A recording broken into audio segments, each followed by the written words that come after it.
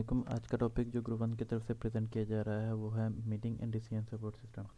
किसी भी मीटिंग का जो मेन मकसद ये होता है कि एक डिसीजन पार्टिसिपेंट्स आर्गूमेंट्स के रिज़ल्ट के बाद लें और इसके नतीजे में हमारे पास एक आइडिया जनरेट हो, जो कंप्लीट पॉलिसी भी हो सकती है और फ्यूचर प्लान भी हो सकता है।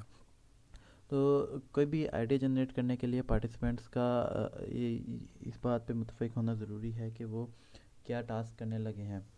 अब हमारे पास मेनली दो एक्टिविटीज़ होती हैं आइडिया जनरेट करने के लिए। एक ही होती है कि हम अपनी जॉब डिस्क्रिप्शन के बारे में आर्गूमेंट्स देते हैं और हमारे आइडियाज़ जो होते हैं वो अनफोल्ड होना शुरू हो जाते हैं। जबकि दूसरी एक्टिविटी ये होती है कि हमारी जॉब की नेचर ही ये होती है कि हम आइडियाज़ क्रिएट करें, जैसे कि हमारे रिसर्च एनवायरनमेंट में होता है या टास्क डिज़ाइन में होता है। हमारे पास तीन तरह के सिस्टम होते हैं जो कि जनरेशन और रिकॉर्डिंग आइडियाज़ के लिए प्राइमरी फोकस, जिसमें रिकॉर्डिंग और आइडिया जनरेशन जो होता है हमारा प्राइमरी फोकस होता है। First one is argumentation tool. Argumentation tools records the argument use to arrive at a decision and support principally asynchronous colocated design teams. जो आर्गूमेंट टूल्स जो होते हैं वो हमारे होते हैं आर्गूमेंट्स रिकॉर्ड करते हैं जो हम एक डिसीजन तक पहुंचने के लिए लेते हैं। और हमारे पास एसिंक्रोनसली जो कोलोकेटेड डिज़ाइन टीम होती है उन्हें सपोर्ट करने के लिए, मींस कि हम एक ही बिल्डिंग में बैठे हुए जो डिफरेंट डिफरेंट टाइम पे जो हम अपने डिज़ाइन टीम काम कर रही होती है। जो हमारा फर्स्ट रीज़न है कि हम अपने डिसीजन को जो रिकॉर्ड करते हैं उसकी मेन वजह ये होती है कि फ्यूचर में जब हम अपने सिस्टम को अपडेट करने चाहें या कुछ कोई एरर से फिक्स करना हो, उसके लिए हमें पता हो कि कोई डिसीजन एक मीटिंग में क्यों लिया गया था, उसमें क्या आर्गूमेंट्स पास किए गए थे। हम इन आर्गूमेंट्स की वजह से पार्टिसिपेंट्स या डिसीजन टेकर के हम माइंडसेट को जज कर सकते हैं, इसकी रीज़न जान सकते हैं। जबकि अगर हम सिर्फ डिसीजन एज अ इंफॉर्मेशन हम फ्यूचर में पास करते हैं तो इसका ये जो होती है हमारे पास वन वे कम्युनिकेशन होती है, इसमें कोलैबोरेशन नहीं होती, इसमें सिर्फ इंफॉर्मेशन पास हो रही होती है। अगर हम चाहते हैं कि हमारी इंफॉर्मेशन पास हो एज एक कोलैबोरेशन हो तो हमें जो होगा अपने डिसीजन के साथ अपने आर्गूमेंट्स भी पास करने पड़ेंगे ताकि फ्यूचर में जो हमारी टीम हो वो अंडरस्टैंड कर सके कि डिसीजन क्यों लिए गए थे। अब आर्गूमेंट्स जो होते हैं उसे सपोर्ट करने के लिए हम मेनली जो होता है हाइपरटेक्स्ट लाइक स्ट्रक्चर यूज़ करते हैं, जिसमें इजीली इजीली जो होता है वो डिज़ाइन सपोर्ट इंडिविजुअल कर सकती है। अब इसमें जो मेन इशू जो हमारे पास आता है उसमें होता है कंकरेंसी कंट्रोल का, जब एक से ज़्यादा डिज़ाइनर के वर्क जो होते हैं वो इंटरफेयर करना शुरू हो जाते हैं। इस प्रॉब्लम को सॉल्व करने के लिए हम हाइपरटेक्स्ट यूज़ कर सकते हैं। हाइपरटेक्स्ट हम इस सेंस में यूज़ करते हैं कि हम हर एक्टिविटी का एक नोड क्रिएट कर देते हैं। और जो नोड जो होता है वो स्टैंड अलोन होता है। इसमें जब एक पार्टिसिपेंट या एक वर्कर जब उस नोड को एक्टिवेट करता है, उस पर काम करना शुरू करता है, तो हम उस नोड को लॉक कर देते हैं। मींस कि जब तक वो पार्टिसिपेंट या वर्कर जो होता है उस नोड पे या उस एक्टिविटी पे काम कंप्लीट नहीं कर लेता, दूसरे पार्टिसिपेंट्स को एडिट करने के लिए और अपडेट करने के लिए वो नोड अवेलेबल नहीं होगा। इसकी सबसे बड़ी मेरे पास एग्जांपल जो है वो है हमारे pass issue based information system, जिसमें हम अपने नोट्स की टाइप इंक्लूड कर देते हैं, जैसे कि इश्यूज, पोजीशन एंड आर्गुमेंट्स। और जो आर्गुमेंट्स होते हैं उन्हें आर्गुमेंट सपोर्ट पोजीशन के थ्रू लिंक कर दिया जाता है, जो हमारे वर्कर या पार्टिसिपेंट को पॉइंट करता है। अब आर्गुमेंट्स टूल में allow a range of interaction style from asynchronous when the designer use it one at a time to fully synchronous when several use it at a time। इसके बाद हमारे पास जो second जो decision support system है उसमें हमारे पास है meeting room. Meeting rooms जो होते हैं हमारे पास टिपिकल मीटिंग रूम्स जो होते हैं उस तरह के रूम होते हैं जिसमें जो पार्टिसिपेंट होते हैं वो फेस टू फेस आर्गूमेंट पास कर सकते हैं।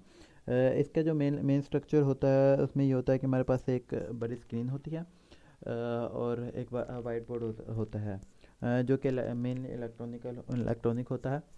अब होता ये है कि जब हम एक स्क्रीन को सेंटर में पॉइंट करते हैं तो सब पार्टिसिपेंट की पार्टिसिपेशन के लिए हमें एक यू टाइप या शेप टाइप अरेंजमेंट स्क्रीन की करनी पड़ती है, जो कि मुख्तलिफ सीट्स पे मुख्तलिफ सेवरल पार्टिसिपेंट्स कैन पार्टिसिपेट। अब इस तरह के सिस्टम के लिए हमारे पास इशू ये राइज होता है कि जब एक पार्टिसिपेंट ने अपने आर्गूमेंट पास किए, उसने वाइट बोर्ड यूज़ किया, तो और सेकंड पार्टिसिपेंट अगर आर्गूमेंट पास करना चाह रहा है तो उसे फ्लोर किस तरह दिया जाए, वो किस तरह वाइट बोर्ड यूज़ कर सकता है। इसके लिए जो हमारे पास सिंपल पॉलिसी जो हम यूज़ करते हैं वो लॉकिंग की होती है, जिसमें एक पार्टिसिपेंट जब वाइट बोर्ड यूज़ करना शुरू करता है तो जब तक अनटिल अनलेस कि वो अपनी आर्गुमेंट कंप्लीट ना कर ले, अगले नेक्स्ट पार्टिसिपेंट को वो फ्लोर नहीं दिया जाता।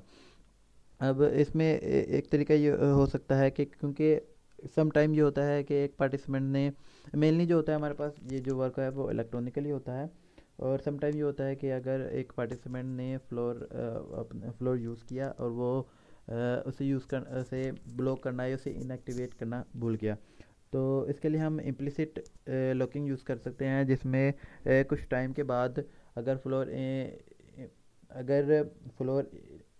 यूज़ नहीं किया जा रहा तो उसे हम इनएक्टिवेट कर सकते हैं, और अगर फ्लोर पहले से एम्प्टी है तो हम उसे इमिडिएटली उस फ्लोर को पार्टिसिपेंट को दे सकते हैं।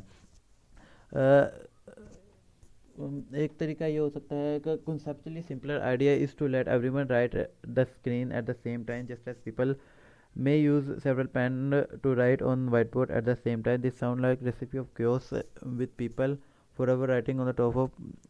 अब दूसरा तरीका ये हो सकता है कि पहला तरीका हमने जो दिया था वो था लॉकिंग।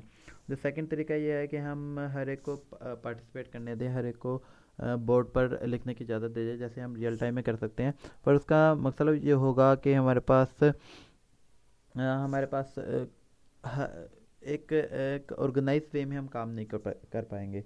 इसकी वजह से बहुत से इशू क्रिएट हो सकते हैं हमारे पास। If there is only one floor holder then the screen can all show the floor holders cursor, however as soon as several participants are active at once it is less clear what to do.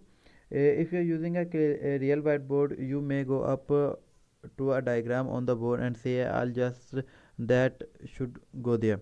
As you say the words that and there, the point at the relevant part of the ratio, this is called simply dexis. अब हमारे pass issue ये create होता है कि हम real white board पे सिर्फ point कर सकते हैं कि हमारे पास किस डायग्राम को या किस पार्ट को हम पॉइंट करना चाह रहे हैं। अब इस चीज़ को ओवरकम करने के लिए हमारे पास जो है जो रियल डिजिटल वाइट बोर्ड होते हैं वो ज़्यादा अच्छा इस पर काम कर सकते हैं, क्योंकि हम इसमें डायग्राम शेयर कर सकते हैं, हम ड्रैग एंड ड्रॉप कर सकते हैं, हम उस हिस्से को पॉइंट कर सकते हैं। पर अगेन इसमें हमारे पास जो होता है वो बैंडविड्थ का इशू आ जाता है। अगर हमारे पास बैंडविड्थ स्ट्रॉन्ग नहीं है तो डिलेज आ सकते हैं, जो कि हम नेक्स्ट पार्ट में डिस्कस करने वाले हैं। जो नेक्स्ट पार्ट है वो शेयर ड्राइंग सरफेस है। Share drawing can be use for synchronous remote design meeting. जो हमने last time meeting room discuss किए हैं वो मेनली जो होते हैं पार्टिसिपेंट जो होते हैं फिजिकली प्रेजेंट होते हैं एक रूम में, और वो अपनी आर्गूमेंट्स पास करते हैं using technology, mainly digital white board और सिंपल वाइट बोर्ड। जबकि हमारे पास शेयर ड्राइंग सरफेस सिस्टम में जो होता है वो जो होता है वो पार्टिसिपेंट एक रूम में नहीं मौजूद होते physically, they are present at remote location, और वो कंप्यूटर स्क्रीन या कैमरे और माइक्रोफोन की मदद से जो होता है वो अपनी मीटिंग को कंटिन्यू रखते हैं।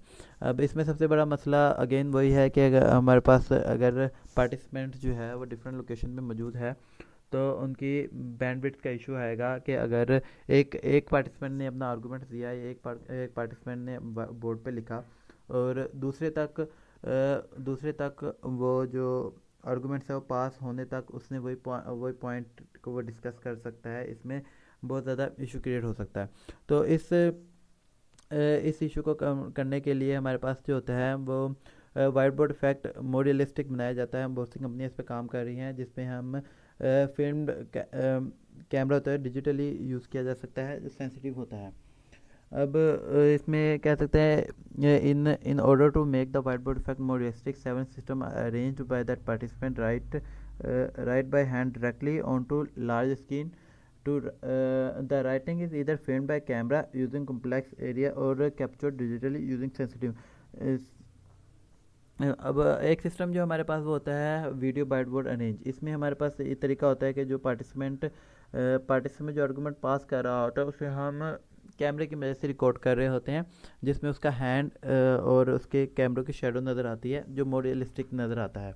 जबकि जो हमारे पास थर्ड वेरिएंट है उसमें ये होता है कि हम पेपर जो होता है पार्टिसिपेंट्स जितने पार्टिसिपेंट्स होंगे हमारे पास वो अपने पेपर पे काम करेंगे और वो फिल्म की मदद से स्क्रीन पर इंडिविजुअली शो होगा।